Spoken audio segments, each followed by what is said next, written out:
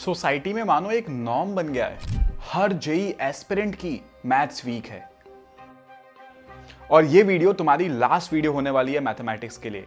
मैं ये मानूंगा कि तुम जीरो पे हो तो जीरो से स्टार्ट करेंगे और सबसे आगे निकल के दिखा देंगे। तो जल्दी जाके पेन पेपर लेके आ जाओ, क्योंकि यहाँ पे जब मैं YouTube पे वीडियोस बनाता हूँ तो बहुत ही रिसर्च करके, बहुत ही सोच समझ के वीडियोस बनाता हूँ। तो तुम इसको बैठ के सिर्फ बिंज वॉच नहीं कर सकते हो। पेन कॉपी लेके आओ, आराम से सारी चीज़ें लिखते जाओ, आराम से चीज़ों को को रिलेट करते जाओ और हम स्टार्ट करेंगे 3, 2, 1।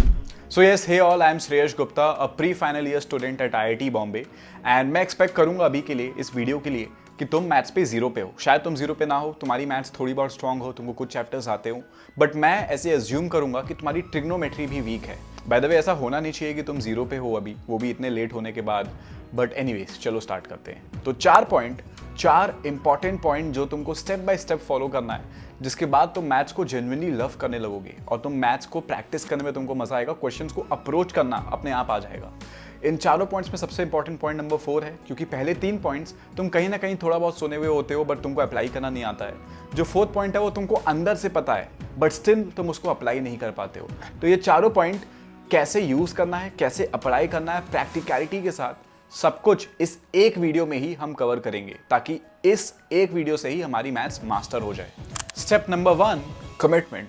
देखो यार, लाइफ का रूल बता रहा हूँ, कोई भी चीज़ परफेक्शन के साथ करनी है ना, कमिट करो। कैसे करते हैं कमिट करते हैं एक्नॉलेज करके, एक्सेप्ट करके कि क्या गलती हो रही थी। तो तुमको पता है कि तुम क्या गलत कर रहे हो मैथ्स में।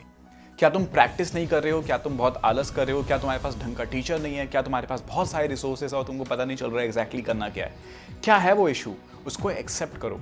जाओ नीचे कमेंट सेक्शन में और लिखो आई एक्सेप्ट, और फिर बताओ क्या मिस्टेक कर रहे हो, और फिर कमिट करो। तुम रीजन बताओ क्यों तुम मैथ्स को इतना टाइम देना चाहते हो, अपनी एनर्जी देना चाहते हो, क्योंकि जब बुरा समय आएगा ना, तब ये कमिटमेंट ही याद आएगा। तो एक बहुत ही स्ट्रॉन्ग कमिटमेंट, उसको भी लिखो। सबसे पहले लिखो आई एक्सेप्ट और अपना रीजन, और फिर आई कमिट और उसका रीजन, और इन दोनों को कमेंट कर दो। फिर चलते हैं स्टेप नंबर 2 पे। Step number 2, momentum. देखो, दिमाग को मजा तब आता है जब वो खटखट करके सारे चैप्टर्स को खत्म करता है और उसको खुद मजा आने लगता है करने में। तो अगर तुम स्टार्टिंग ही टफ चैप्टर्स से करोगे तो दिक्कत होगी। स्क्रीन पे जेई मेंस के पर्सपेक्टिव से इजी बट इंपॉर्टेंट चैप्टर्स की लिस्ट है, इनसे स्टार्ट करो। जो चैप्टर्स तुम्हारे पहले से हो चुके हैं उनके सिर्फ पीवाईक्यूज करो, और जो चैप्टर्स तुमने अभी तक नहीं किए हैं उनको 1 या 2 दिन के अंदर निपटा दो। कैसे निपटाना है, यही है step number 3। Step number 3, systems. देखो, सिस्टम अच्छा बनाने के लिए 2 चीजें ढूंढ लो, एक अच्छी किताब और एक अच्छा टीचर, और फिर पूरे लाइफ उनके ऊपर स्टिक कर लो। इस सिस्टम को कभी चेंज नहीं करना है, एंड इस पूरे सिस्टम को अगर तुम ढंग से फॉलो करो तो ये 3 स्टेप्स में बढ़ जाता है।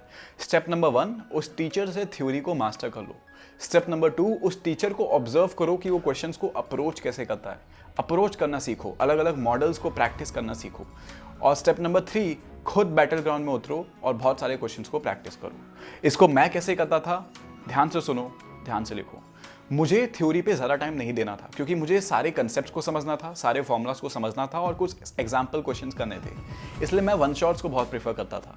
तो मैं निशांत वोरा सर या फिर अरविंद कालिया सर के वन शॉट्स को देखता था और उसके बहुत अच्छे नोट्स बना लेता था। फिर मैं जाता था उनको क्वेश्चन सॉल्व करते हुए देखने के लिए। तो मैं उनके क्वेश्चन सॉल्विंग सेशन में जाता था और देखता था कि वो किस तरह से अप्रोच करते हैं, और हर क्वेश्चन को खुद भी अप्रोच करने की कोशिश करता था। हर अच्छे सवाल को मैं नोट्स में लिखता था। 2 घंटे आराम से उनको क्वेश्चन सॉल्व करते हुए देखने के बाद मैं खुद जाता था और क्वेश्चन सॉल्व करना स्टार्ट करता था। कहाँ से? पीवाईक्यू बुक से, क्योंकि वो मेरी फेवरेट थी। मुझे लगता था कि सबसे रिलेवेंट किताब यही है, और मुझे उसमें कॉमन पैटर्न भी दिखता था हर साल के पीवाईक्यू में।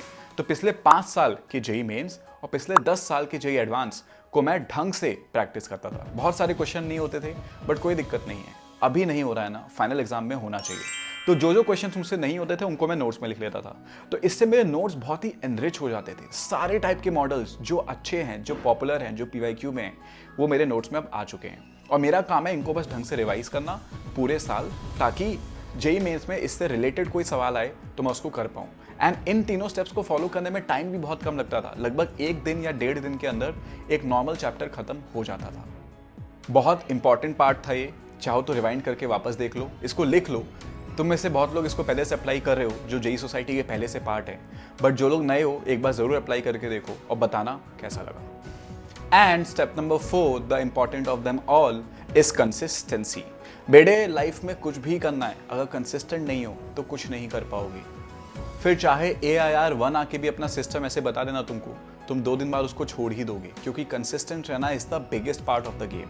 तो एक बार के लिए चिल करो, रिलैक्स करो, सोचो कौन सी चीज़ें इसके कारण तुम कंसिस्टेंट नहीं रह पाते हो, और अपने आसपास के एनवायरनमेंट को चेंज करो उस हिसाब से कि तुम कंसिस्टेंट रह पाओ।